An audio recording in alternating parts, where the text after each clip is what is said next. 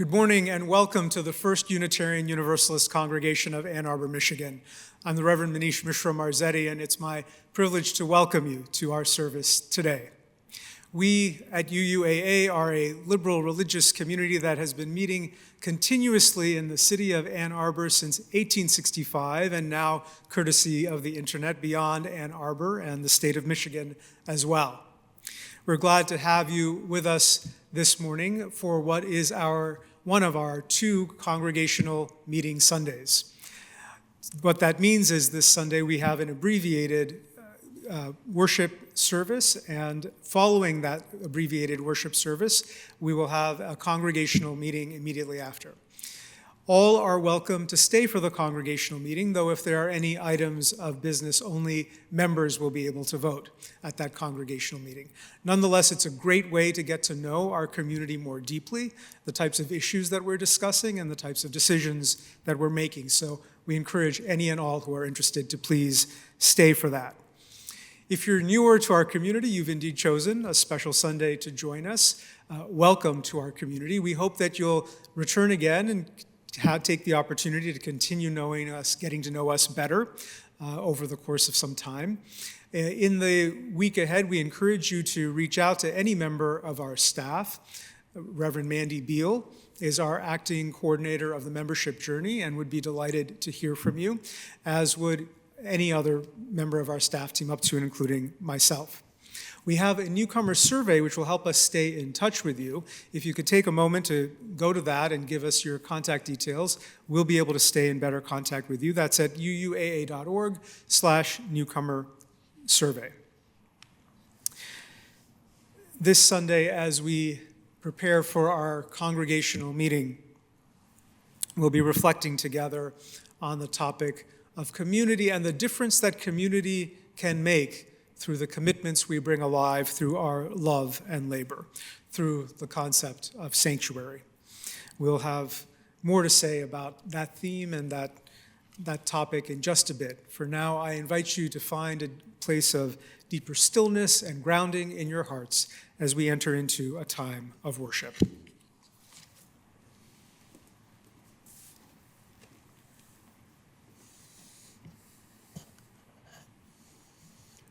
Like many congregations, each week we move more deeply into our time of worship by lighting a chalice, the symbol of Unitarian Universalism. As Reverend Manish lights our chalice here in the sanctuary, I invite each of you to light a chalice or candle of your own and to keep your chalice lit throughout today's congregational meeting. Let us speak together wherever we are, our chalice lighting words. We light this chalice for the light of truth. We light this chalice for the warmth of love. We light this chalice for the energy of action. We light this chalice for the harmony of peace. Thank you, Reverend Manish. From its beginning, the flaming chalice was a symbol of service and of action, a symbol of the collective care we as UUs hold for each other and for our world. It takes all of us, each of us, to do the work of this congregation. Our covenant reminds us of the ways in which we have agreed to engage in this work together. Let us now speak together the words of our covenant. The spirit of this church is love, and service is its law. This is our covenant with each other, to dwell together in peace, to search for truth in love, and to help one another.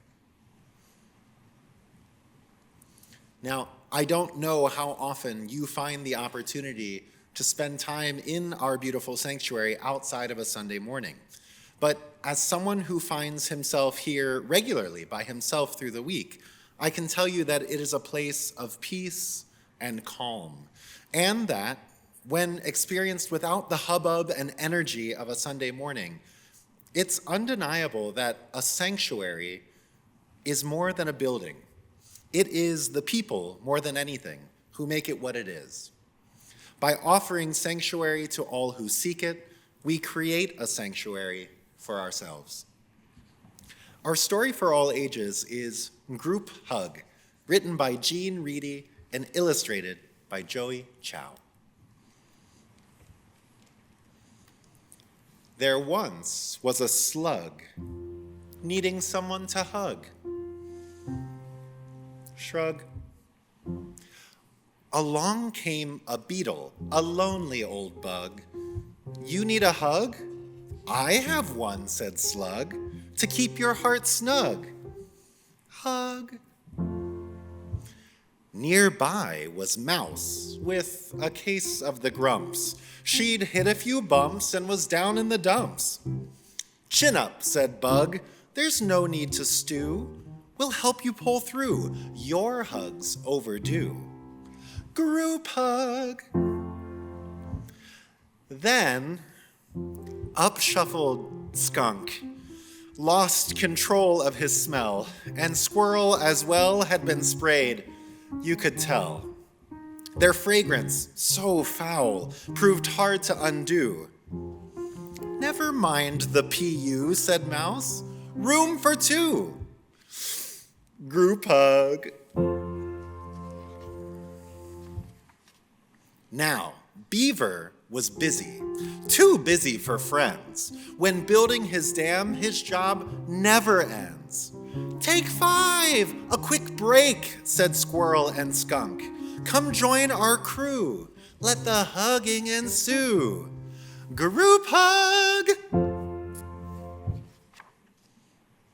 Along poked Porcupine, feeling quite prickly. Now, I didn't say sickly, just pokey and prickly.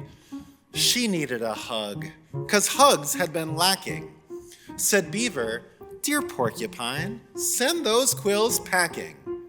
Shake, shake, shake. Group hug.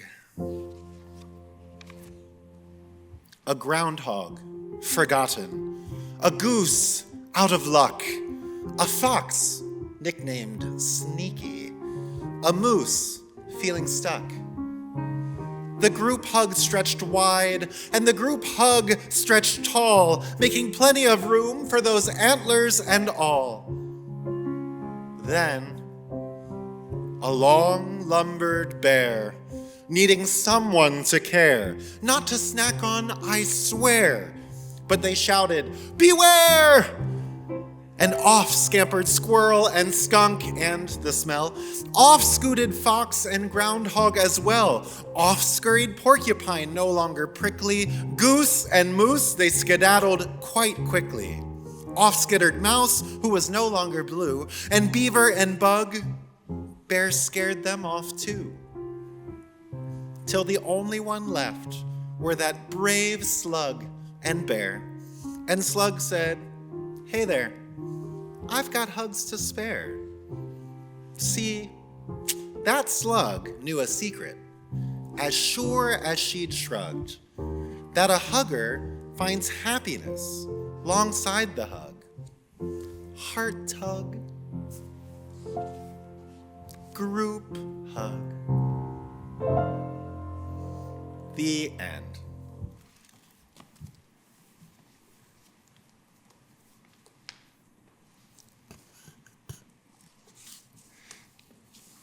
What a great story. I love that story because it brings alive the spirit of caring, camaraderie, friendship, love that we can bring alive at our very best when we are together in community.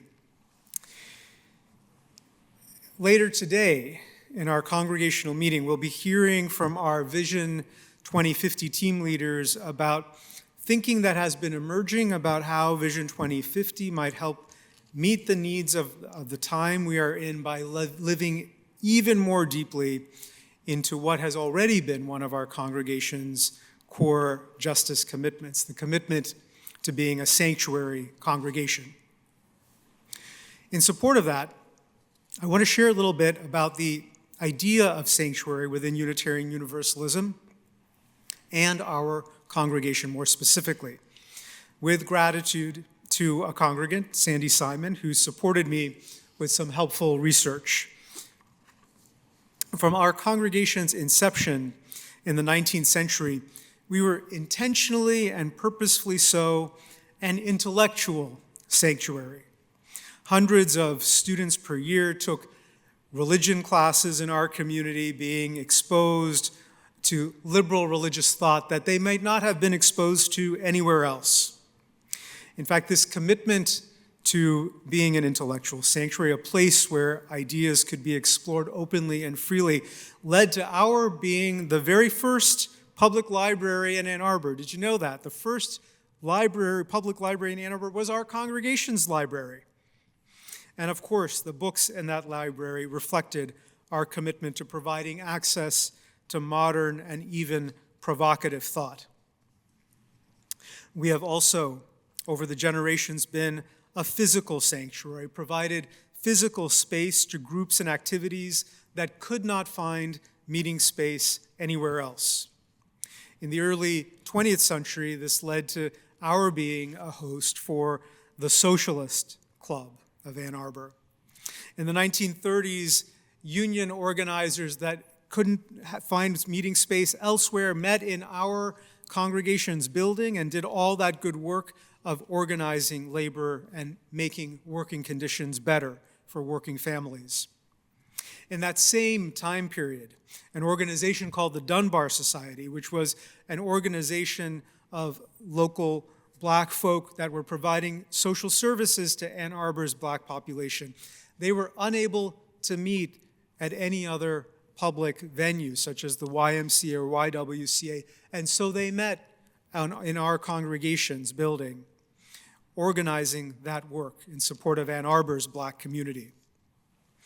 During the McCarthy era, we were most definitely a sanctuary committed to supporting civil liberties and civil rights for university faculty, staff, students, and other congregants and congregation members. This commitment to diverse thinking and even dissident thinking led in the Vietnam era to both Unitarian Universalism broadly and our congregation as well specifically, supporting conscientious objectors by providing safe haven, shelter, moral support to such individuals. In fact, this era, the Vietnam era, and the support amongst Unitarian Universalists for conscientious objectors, this was among the time period in which the concept of sanctuary started to gain some of the contours of how it's understood today. As an informal and unofficial, but nonetheless honored understanding, sanctuary meant that congregations and churches were a place of conscience, and that law enforcement would not forcibly enter a religious abode that is providing sanctuary as an expression of moral conscience. This meant, on a practical level, that conscientious objectors could stay within church and congregations without fear of being rounded up or arrested for their conscientious objection. In that same era, throughout the 1970s, our congregation began providing sanctuary, began providing a spiritual, moral home to Ann Arbor's gay and lesbian community. The Ann Arbor Gay Liberation Front, which also had difficulty finding meeting places to hold its events, began holding its social events at our congregation. Us becoming a hub of social activity for Ann Arbor's gay community led to our creation of a UU group within our church known as Interweave, which deepened that commitment to supporting gay and lesbian civil rights. Through the 1980s, the concept of sanctuary evolved both in our congregation and nationally to include support for Central American refugees. We here at UUAA spent a year or two intentionally studying the impacts of American foreign policy on Central America and how that was creating a push towards migration, how it was creating a refugee crisis in many ways. We voted in 1987 to officially become a sanctuary congregation, and the following year in 1988, we hosted our first refugee family, a family from El Salvador that lived on our congregational property with us for 6 years. something that many of our longtime congregants will remember with fondness, as the family to this day remembers with fondness. Our congregation also went on to become a shelter, a sanctuary for those that were facing housing insecurity through what was known as the Interfaith Hospitality Network, the IHN. IHN was a program here in Ann Arbor, but elsewhere around the country, where a network of congregations took turns providing physical shelter on a rotating basis to those that needed housing. Our community, by becoming a participant and even a leader in the IHN work here in Ann Arbor, we made positive contributions to the IHN movement, and both in Ann Arbor and beyond, by advocating for the rights of same-sex couples and non-married couples who were facing housing insecurity.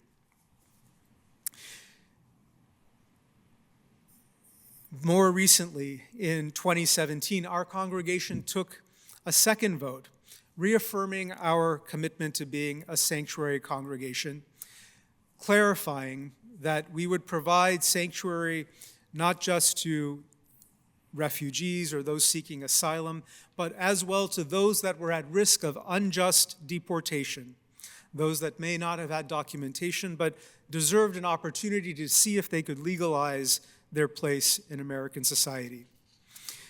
In affirming that commitment, that second commitment, that vote to being a sanctuary congregation, we began working more closely with the Washtenaw Congregational Sanctuary Movement, as well as our Jewish partners in the support of migrants and immigrants.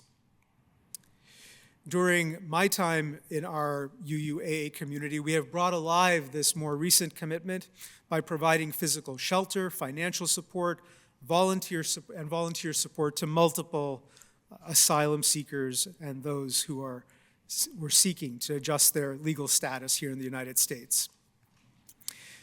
Which brings us to our current day. Our congregation has been both an intellectual and a physical sanctuary for many, many decades. And the needs of the time that we are in, that we are going to be in for the next several years, will invite us to deepen these commitments.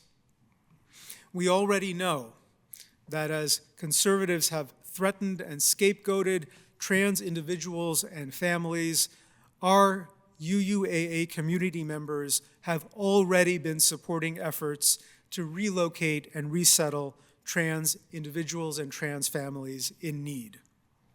The urgent need for us to be a sanctuary for our trans siblings is already upon us. In addition, President Trump has openly threatened the deportation of migrants and who, irrespective of whether they have U.S. citizen family members or not. And this threat of mass deportation invites us to continue our commitment to being a sanctuary congregation for migrants and immigrants. What that will look like in the time ahead, we don't know yet, because we'll have to wait and see how the new administration's policy plays out, but we know what the threat has been, and our existing commitment to support this population will not waver. Now, as we begin to think also further out and more broadly about the concept of sanctuary, yes, we already are a sanctuary for immigrants and migrants. We are becoming a sanctuary for trans individuals and families.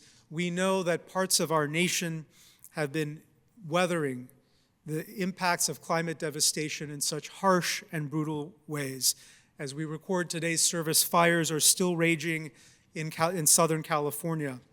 We don't know over time what that will look like or mean for the state of Michigan, or Southeast Michigan more specifically, where we're located.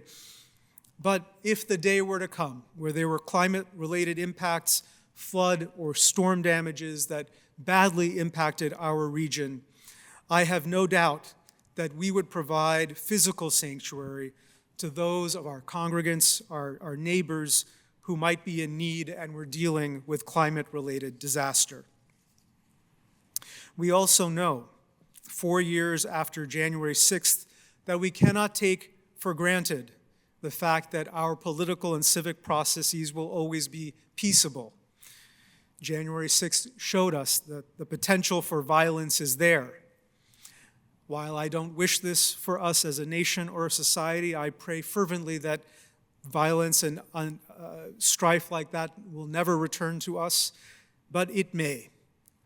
And if the day comes when there is civil or political strife or violence in our nation or in our region, here too I have no doubt that if there was a need in the midst of such a crisis, we would absolutely provide shelter, we would provide sanctuary to our congregants and neighbors who needed a safe physical space.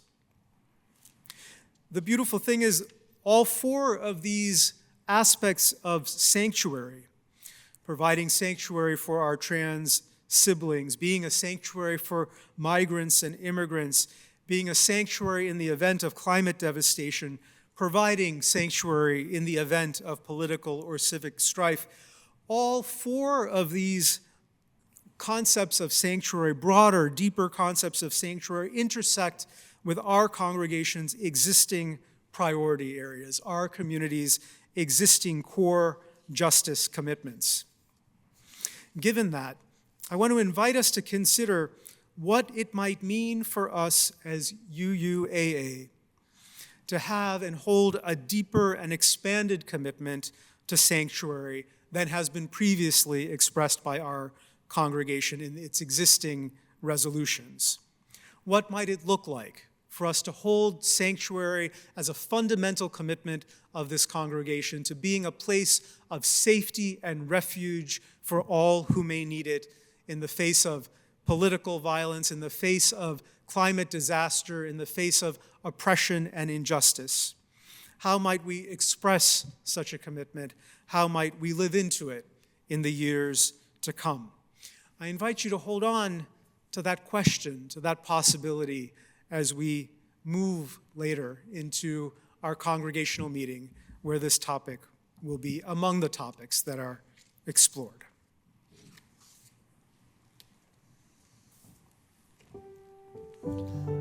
Beloveds, despite the distance that separates us this morning, I invite us to join our voices in one as we join in singing hymn number 131 in the gray hymnal, Love Will Guide Us.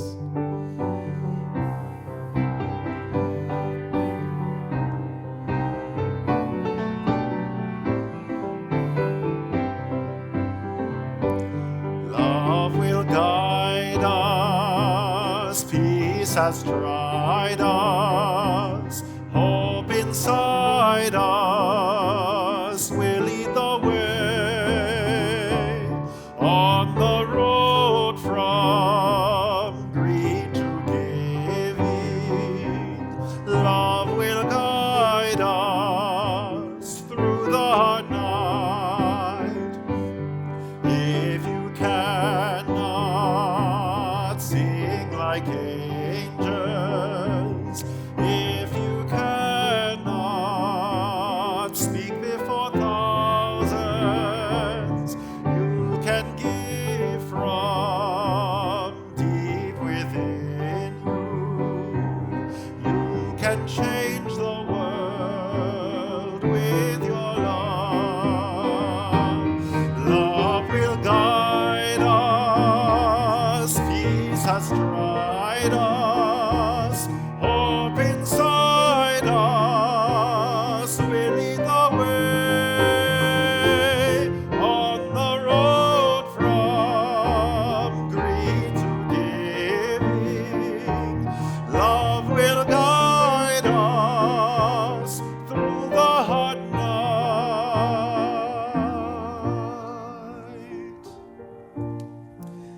Beloveds, as we close out this time of reflection, we invite you to keep your chalices lit as home as ours will remain kindled here. We enter a time of being together more deeply as a community, and let us keep that flame of love, that fire of commitment to justice and a brighter, more just world alive in our hearts, for that is our work as Unitarian Universalists. May we bring that work alive. with love and care for one another and the world which we are a part of.